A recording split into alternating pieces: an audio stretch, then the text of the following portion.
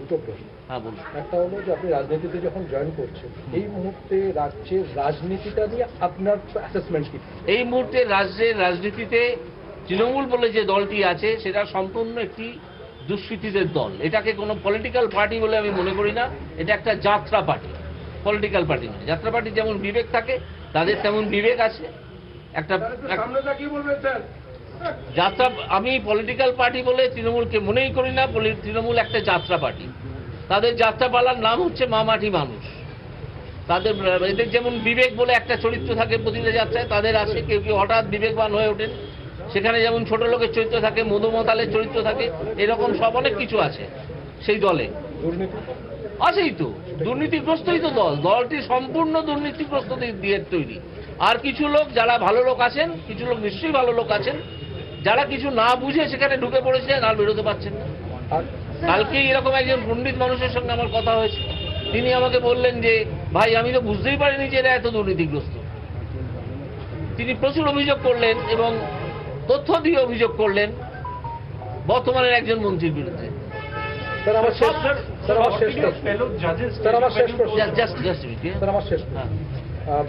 সন্দেশখালী এবং শেখ শাহজাহান, এই নিয়ে আপনার কি মতামত? এই যে সন্দেশখালীটা তো আপনি দেখলেন পুরোটা, আর শেখ শাহজাহানের 52 দিন পরে গ্রেফতার, কি বলবেন এই টোটাল অ্যাসেসমেন্টটা? কি বলবো, শেখ শাহজাহানকে পুলিশ গ্রেফতার করতে চাইছিল না, তাই করেনি। উল্টা একজন তালপাতার সেপাই না কি একটা আছে, সে বলে দিল জুডিশিয়ারি তাকে প্রোটেকশন দিচ্ছে। সে কিছু বোঝে জুডিশিয়ারি? তার পেটে যদি দুটো বোম মারেন কিছু বেরোবে জুডিশিয়ারি সম্বন্ধে? কিচ্ছু বেরোবে? কিছু জানে? একটা দুম করে কথা বলে দিল। আদালত তার বিরুদ্ধে কোনো ব্যবস্থা নেয়নি, তার ভাগ্য ভালো। ইচ্ছে করলেই নিতে পারত।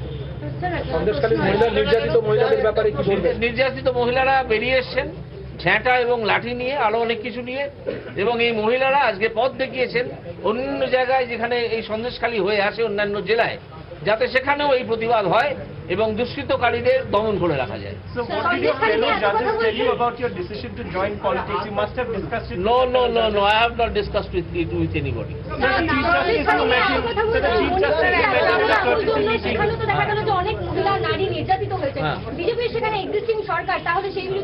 ব্যবস্থা নিচ্ছে কে? কথা বলছে না, ব্যবস্থা তো নিচ্ছে। কেউ গেলেই সেখানে ব্যবস্থা নেওয়া হচ্ছে। মমতা ব্যানার্জি গেছেন সন্দেশখালীতে? আপনি বলুন তো কবার গেছে মমতা ব্যানার্জি সন্দেশখালীতে? তিনি সেখানকার যিনি এমপি, এক ভদ্র মহিলা, তিনি গেছেন কোনোদিন? এসব প্রশ্ন করছেন কেন? কেউ কোথাও যাওয়া না যাওয়া নিয়ে প্রশাসন বা পুলিশের কাজ হয় না। একটা প্রশ্ন, আপনি কিছুক্ষণ আগে বললেন যে বিজেপি যদি রাজনৈতিক আপনাকে ক্যান্ডিডেট করে, এই মুহূর্তে আপনাকে পশ্চিমবাংলার রাজনীতিতে লোকসভা নির্বাচনে সব থেকে ইজিয়েস্ট এবং সব থেকে টাফেস্ট প্রতিপক্ষ কাকে ভাবছেন? কাউকে ভাবছি না। আর যদি দাঁড়াই তখন ভাবনা শুরু করবো। Sir, now that you are in BJP, how do you think BJP is going to perform in Lok Sabha? কত সিট পেতে পারে? না, আমি এইসব নিয়ে প্রেডিক্ট করবো। প্রেডিকশন করা আমার কাজ। দেখা করেছেন আজকে, you met the Chief Justice in a courtesy meeting. Any words of advice, anything that he told you? No, Many of our critics are questioning the cooling off period. Anything on that, sir? A cooling off period? What is the provision of cooling off period?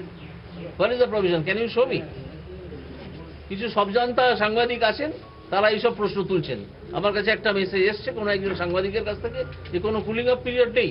আমি তার কোনো উত্তর দেওয়ার প্রয়োজনই মনে করিনি। তিনি খুঁজে নিন না কোথায় কুলিং অফ পিরিয়ড আছে। স্যার, আপনি বিচারপতির আসনে থাকার সময় আপনাকে যেরকম তৃণমূল কংগ্রেস আক্রমণ করেছিল, আর অন্যান্য বিচারপতির বাড়িতে কারোর বাড়ির সামনে পোস্টার পড়েছিল, অন্যান্য বিচারপতিরাও আক্রমণের শিকার হয়েছিলেন বিভিন্নভাবে বিভিন্ন ক্ষেত্রে। আমিও তো হয়েছিলাম। হ্যাঁ, আপনি সহ আরো অনেক বিচারপতিরাই আক্রমণের শিকার হয়েছিলেন। সেই জায়গায় দাঁড়িয়ে এবার আদালত থেকে বেরিয়ে এসে বিচারপতি পদ থেকে ইস্তফা দিয়ে এই ব্যাপারটা নিয়ে কিছু ভাবছেন? যে কারণ বারংবার বিচার ব্যবস্থা যারা আক্রমণ করছেন, বিচার ব্যবস্থাকে তো আক্রমণ করছেন না, আক্রমণ করছেন বিচারপতিদের। আমি তো বললাম তাদের ছোটবেলায় বেড়ে ওঠার মধ্যে পিতামাতার শিক্ষাদান, পরিবারে যে শিক্ষাটা আমরা পাই, তার মধ্যে নিশ্চয়ই বিরাট কোনো ফাঁকি আছে, যে কারণে তারা জানেনই না কি করতে হয় কি করতে না হয়। সমাজে এমন কাজ করছেন যে তারা সমাজ বিরোধী বলে পরিচিত হয়ে যাচ্ছেন এবং সেই কাজই করছেন। সেটা যাদের রুল ইস্যু করার কাজ ছিল তারা করতে পারতেন। আমার ঘরে এরকম কিছু হয়নি যাতে আমি রুল ইস্যু করতে পারতাম। শুধু আমি দু একজন দালালকে দেখেছিলাম যারা কালো কোট গায়ে দিয়ে নেমে পড়েছিল, আজও হয়তো তারা কালো কোট গায়ে দিয়ে সারা পৃথিবীতে ঘুরে বেড়াবে। হ্যাঁ, just বলবো, আসবো। বিপর্যস্ত 2009 লোকসভা ভোটে হ্যাঁ। সেখান থেকে বোঝা যাচ্ছিল যে পশ্চিমবঙ্গে বাম সরকার পতন হবে। হ্যাঁ। এই 2024-এর লোকসভা ভোটে কি মনে হচ্ছে এই লোকসভা আমার মনে হচ্ছে তৃণমূল দলটি যেভাবে নড়বড়ে হয়ে গেছে এবং যেরকম ভেতরে ভেতরে ভাঙছে বিভিন্ন চাপে, তারা নিজেরাই ভেঙে পড়ছে, তাতে আমার মনে হয় যে 2009 সালে সিপিএম এর যেরকম অবস্থা হয়েছিল, এই 2024-এ তৃণমূলের সেই রকম অবস্থা হবে। বামেদের উত্থান হবে তাহলে? কি বললেন? বামেদের কি তাহলে উত্থান হবে? আপনি ভেবে দেখুন। যারা তৃণমূল কংগ্রেস দল ছাড়ছে তারা ঘনিষ্ঠ মহলে বলছে যে গুড কালেক্টর নয় বলে তারা দল ছাড়ছেন, তাদের দলে কোনো দেখুন, এটা তাদের ব্যক্তিগত ফ্যাক্ট ফাইন্ডিং, এবং সেই জন্য হয়তো তারা বলছেন। এই সম্বন্ধে আমার তো কোনো নলেজ নেই, তারা গুড কালেক্টর না ব্যাড কালেক্টর সেটা আমি জানি না, সুতরাং এই সম্বন্ধে আমি কোনো উত্তর দিতে পারবো না। Sir, as you are saying that Trinamool Congress may crumble down, Yes. Do you think that in 2024 their results are going to be really bad and that's going to affect 24 অব্দি টিকবে নাকি দলটা? আপনি কি মনে করছেন 24 অব্দি দলটা টিকবে? ওখানে মাত্র 2-3টে অ্যারেস্টের প্রয়োজন। 2026 অব্দি দলটা টিকবে? ওখানে 2-3টে অ্যারেস্টের প্রয়োজন। দেখবেন পুরো দলটা ভেঙে পড়ে গেছে, দলটাই নেই।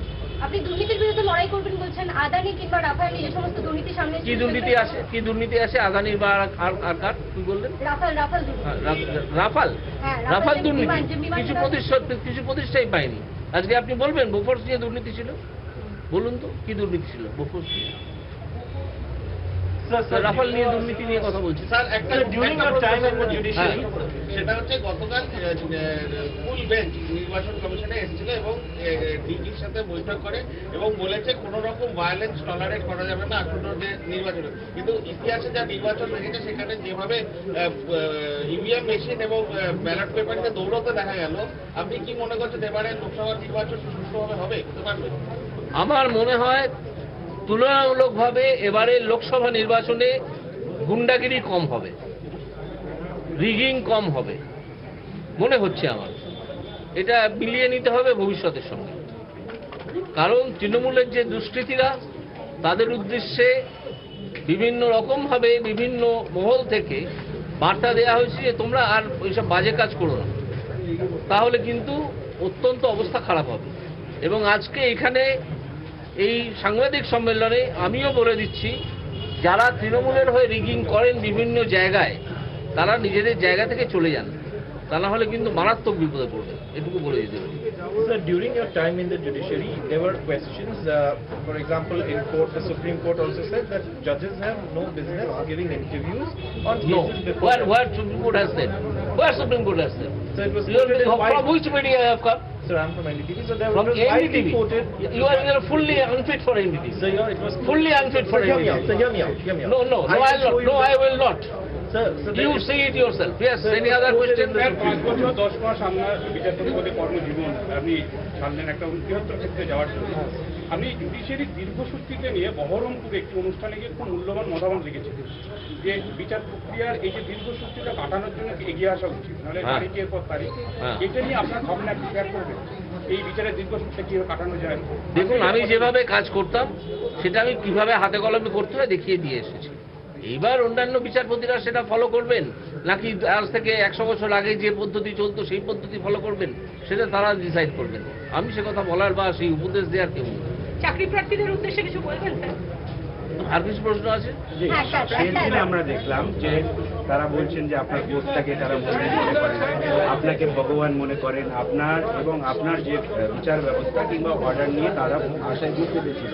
কান্নাকাটি দেখেছি, কিছু চাকরি প্রার্থীরা বসে আছেন, তাদের মনে নিঃসন্দেহে এই মুহূর্তে আশঙ্কা আপনি যেহেতু ছেড়ে দিয়েছেন তাদের আমি তো তাদের মামলা শুনছিলাম না, বহুদিন ধরেই তাদের মামলা শুনছিলাম, সুতরাং তাদের আলাদা করে হতাশ হওয়ার তো কিছু নেই। স্যার, একটা কোয়েশ্চেন।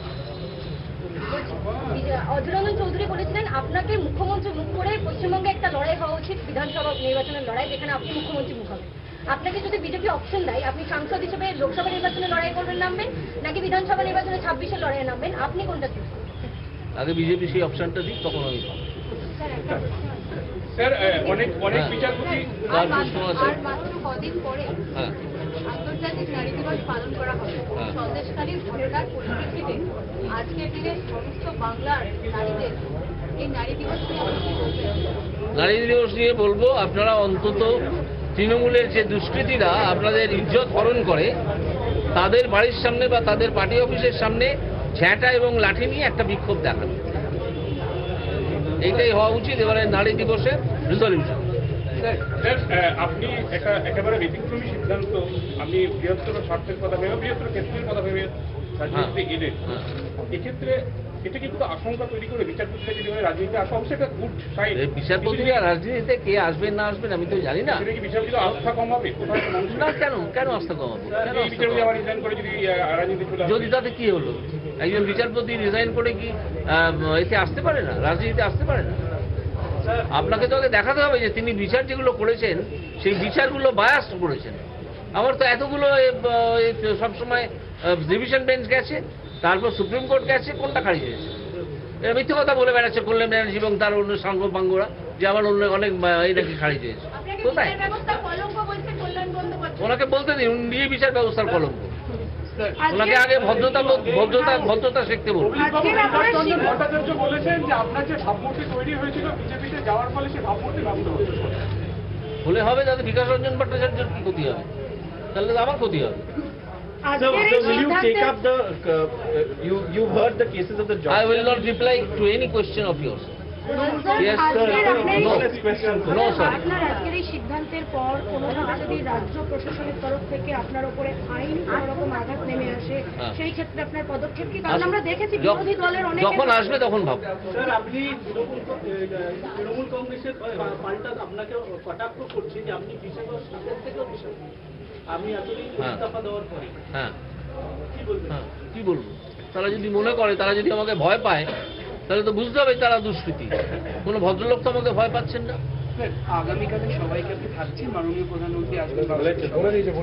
আমি এখনো জয়েন করিনি ফর্মালি জয়েন করবো। তারপর মাননীয় প্রধানমন্ত্রী সরাসরি তাদের সঙ্গে কি আপনার কোনো কথা বা কিছু হচ্ছে? এটা এই প্রসঙ্গে এখানে প্রসঙ্গ আসে না। এই প্রসঙ্গে হ্যাঁ, সেই জায়গা থেকে আপনি রাজনীতিতে যোগ দিচ্ছেন, আইনি ব্যবস্থার সর্বোচ্চ পদে থেকে কি সেটা করা যায় না বা যেত না বলে কোথাও একটা আপনার মনে হচ্ছে যে? আদৌ মনে হচ্ছে না। আপনারা একটু দেখে পড়াশোনা করে আসুন যে কোথায় এই প্রভিশনটা আছে। আইন ব্যবস্থা, আমি আইনের কাজ করেছি, আইন ছেড়ে এসেছি, আইনের এরিনা ছেড়ে আমি রাজনীতিতে জয়েন করবো খুব শীঘ্রই। তখন দেখবো রাজনীতিতে কি করা যায়।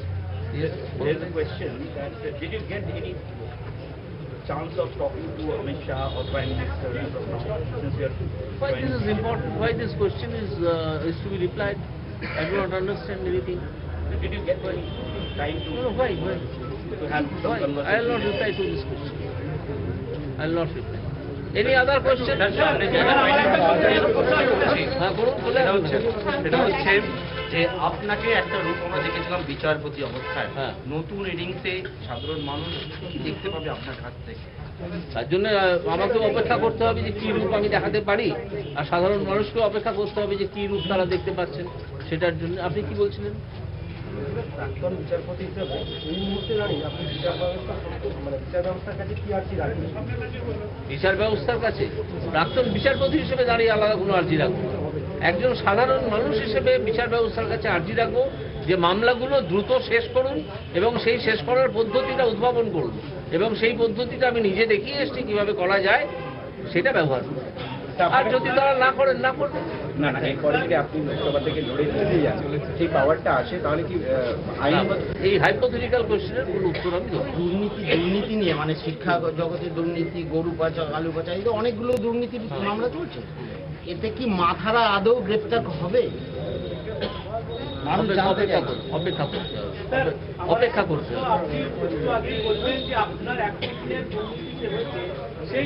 কি আমার 100 দিনের যে দুর্নীতি হয়েছে সমস্ত এভিডেন্স নয়, কিছু এভিডেন্স দেবেন বলেছিলেন, তার পাল্টা তৃণমূল কংগ্রেস জনগর্জন সভা করছে এই 100 দিনের কাজের টাকা দেওয়া করছে। কি হয়েছে? জনগর্জন সভার পরে জনমিউ সভা হবে, ওখানে গর্জন হবে না, একটা সভা দেখতে পাবে। 7 তারিখের জন্য রেখে দেবো।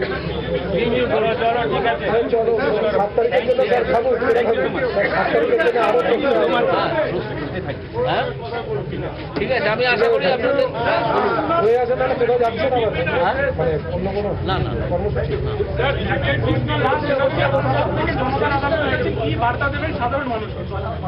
সাধারণ মানুষকে বলবো যে শিরদাঁড়াটা একটু সোজা করুন, নিজের বাড়ির খাটের তলায় নিজের শিরদাঁড়াটা আলু নিয়ে খুঁজবেন না, ওটা আপনার পিঠেই আসে, ওটা একটু সোজা করুন করে যেখানে না বলার, আপনার বিবেক যেখানে বলছে না বলা দরকার, যেখানে বিবেক বলছে যে এই কাজকে আমি সমর্থন করতে পারছি না, সেখানে বলবেন যে এটা আমি সমর্থন করতে পারছি না।